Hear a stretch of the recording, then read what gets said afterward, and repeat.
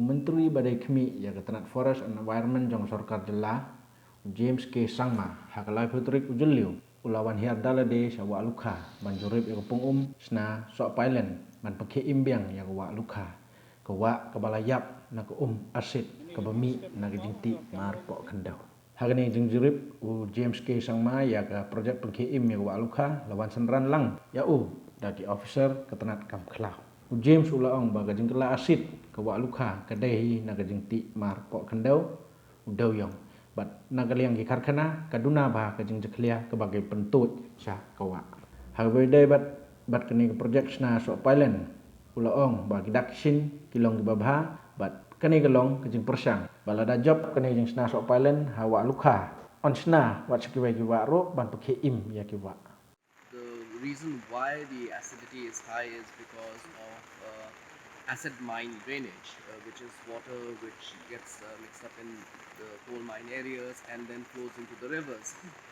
That is the reason why the acidity level is so high. There's precipitation from the fact that there are two tributaries that come and the place where the confluence takes place there water coming from the limestone areas mixing with the water coming from coal mine areas, the highly acidic with the highly alkaline. There, then we have a lot of heavy metals that come about. So yes, it is a problem, all these things, but that is why we as a department are very keen at looking at how we can find remedies and solutions to these kind of challenges that are there. Yes, we have to see the larger picture and the long-term picture. So it cannot be just um, just the forest department or community coming forward and finding solutions to this. I think it has to be a concerted effort, and industries also must come forward and be more proactive towards these solutions and to also contribute to the healing process. That is very important. The pH level is, as you can see, it's because of the monsoons that the pH level would have improved because of the dilution from the monsoon rainwater. But this is a seasonal phenomena where the pH levels they come down to a very acidic level, that is during the lean season. And there are also traces of certain heavy metals.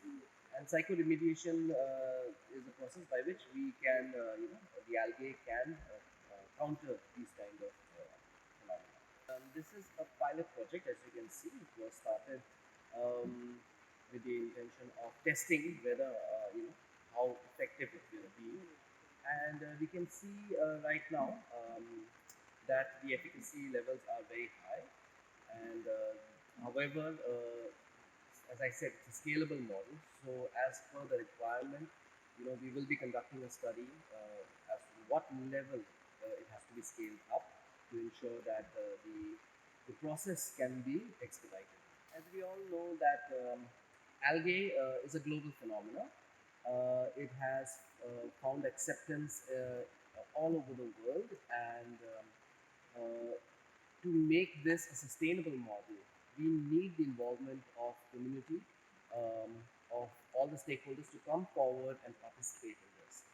And for this, we want to, as a department, make sure that to make this a sustainable model, to bring in involvement of the people, and for that, we have been talking to many people from outside, especially from the US and from Israel, to bring in ways and means by which this can become a sustainable model.